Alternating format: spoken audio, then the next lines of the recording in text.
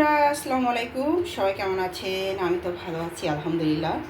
আজকে নতুন একটা সবজি রেসিপি নিয়ে আমি আমার রান্নাঘরে চলে আসলাম। আপনারাও আমার সাথে চলে আসুন। দেখুন আমি কিভাবে রান্না করতেছি। চুলাটা কিন্তু আমি অলরেডি জ্বালিয়ে দিয়েছি। এখন আমি দিয়ে দিচ্ছি তেল। এই যে 3 চামচ তেল দিয়ে দিলাম। যেহেতু এটা সবজি রেসিপি, এই গরমে কিন্তু সবজি রেসিপি খেতে কিন্তু দারুণ লাগে। Trust me.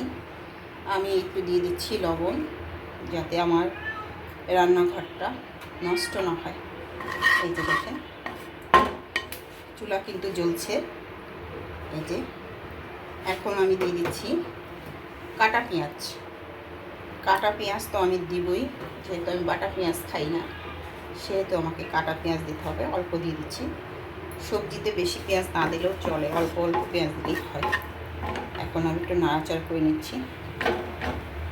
দিচ্ছি রসুন কুচি।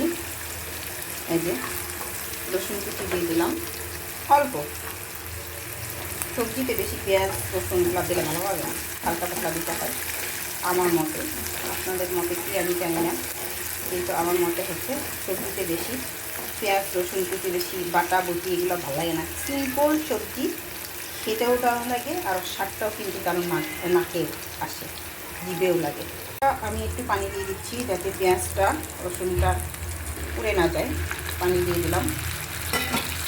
আজকে পানির জন্য পিঠা মগ নিয়ে নিচ্ছি, যাতে বারবার থেকে পানি সংকট না পড়ে। বন্ধুরা, আমি দিয়ে দিচ্ছি হলুদ অল্প, যেহেতু এটা সবজি রেসিপি। এখন দিয়ে দিচ্ছি একটু মরিচ, একটু ধনিয়ার গুঁড়া, সব অল্প অল্প, এই আধা চামচ শুধু হালকা একটু 1 চামচের মতো দিয়েছি। আর স্বাদ মতো একটু লবণ দিয়ে দেবো, পরবর্তীতে আবার লবণ দেওয়া যাবে।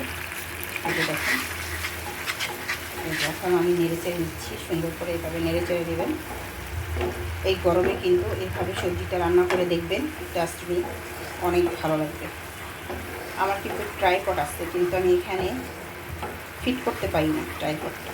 আমার রান্নাঘরটা এমনভাবে আমাকে সারা যেন মনে হয় হাতে রেখেই ভিডিও করতে হবে, এই জন্য ভিউজ আসে না আমার। আপনারা যদি বুঝতেন যে আমি এত কষ্ট করে ভিডিও করি, তাহলে অবশ্যই একটা লাইক কমেন্ট করে যেতেন সবাই। প্লিজ সবাই লাইক কমেন্ট করে যাবেন। এখন আমি দিয়ে দিচ্ছি চিংড়ি মাছ। চিংড়ি মাছটা আমি আগেই কুটে কেটে একেবারে আর একটু বেশি থেকে চিংড়ি মাছ অনেক মজা লাগে, বাসায় নাই, সব শেষ হয়ে গেছে। যেহেতু আমরা প্রত্যেকটা জিনিসই চিংড়ি মাছ খাই, এই জন্য।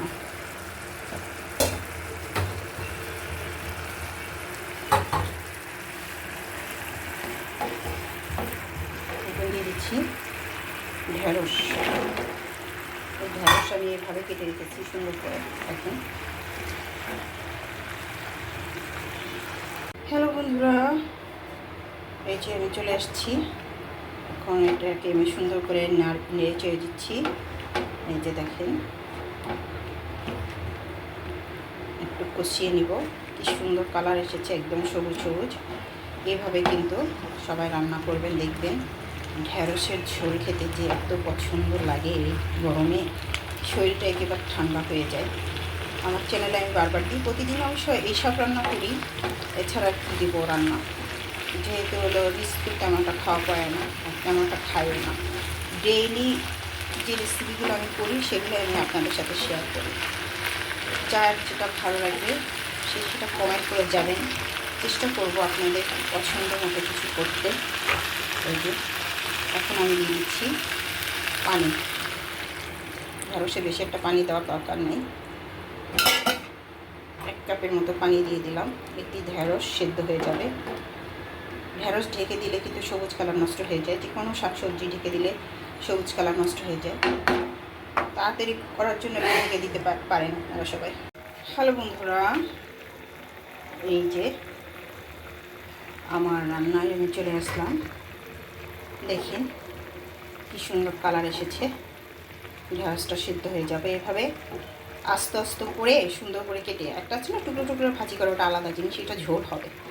এটা হচ্ছে ঢ্যাঁড়সের ঝোল, বাচ্চারা খেতেও কিন্তু পছন্দ করে। এটা কিন্তু রুটি দিয়েও খাওয়া যায়, রুটি দিয়েও আপনি কিন্তু খেতে পারেন। এটা আমি ট্রাই করি, আমার চ্যানেলে আরও আছে। এই যে দেখেন, এরকম কি আপনারা করে থাকেন? অবশ্যই আমাকে জানাবেন যা যা করে থাকেন। বেশি মশলাপাতি দিলে কিন্তু ঢেঁড়সের যে একটা স্বাদ, ওটা কিন্তু নষ্ট হয়ে যায়। আসলে সবজিতে না বেশি মশলাপাতি দিবেন না, একদম হালকা পাতলা দিয়ে তার সক্রিয়তা বজায় রাখবেন। এই যে দেখেন। হ্যালো বন্ধুরা, এখন একটু কাঁচামরিচ দিয়ে দেবো, একটু ভেঙে দিয়ে দেবেন এইভাবে। কাঁচামরিচটা একটু ফ্লেভার আসবে আলাদা।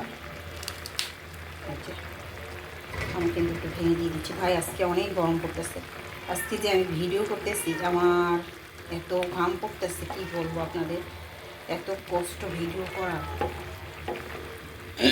সরি। কিন্তু সেই তুলনায় কিন্তু কোনো ফিডব্যাক পাই না। এই যে এভাবে কিন্তু যদি একটু ঝোল খেতে বেশি ভালো লাগে, বাচ্চারা কিন্তু একটু ঝোল ভালো লাগে, ঝোল ভালোবাসে। যাদের বাচ্চা ছোট আছে তারা অবশ্যই একটু ঝোল বানাবেন। আমি কিন্তু বারবার কিন্তু চুলাটা মুছতে থাকি, কিন্তু রান্না করার সময় কিন্তু একটু না একটু ময়লা হয়ে যায় চুলা। এই যে দেখেন, আমি দিয়ে দিচ্ছি এখন একটু ভাজা জিরা গুঁড়ো। একটু ভাজা জিরা গুঁড়ো না দিলে কিন্তু টেস্ট আসবে না। ধনিয়া পাতা দিলে অন্যরকম টেস্ট, ভাজা জিরা গুঁড়ো দিলে অন্যরকম টেস্ট। আর এই গ্রীষ্মকালে ধনিয়া পাতা কিন্তু ভালো লাগে না, দেখেন মজা লাগে না কিন্তু খাইতে। দেখেন বেশি কিন্তু গুলিয়ে ফেলবেন না, ঢেঁড়স লেতা পাতা হলে কিন্তু ভালো লাগবে না।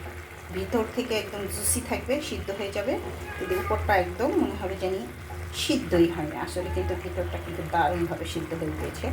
তৈরি হয়ে গিয়েছে আমার ঢেঁড়স দিয়ে চিংড়ি মাছ দিয়ে অনেক সুন্দর স্বাদের একটা সবজি রেসিপি আপনাদের উপহার দিলাম।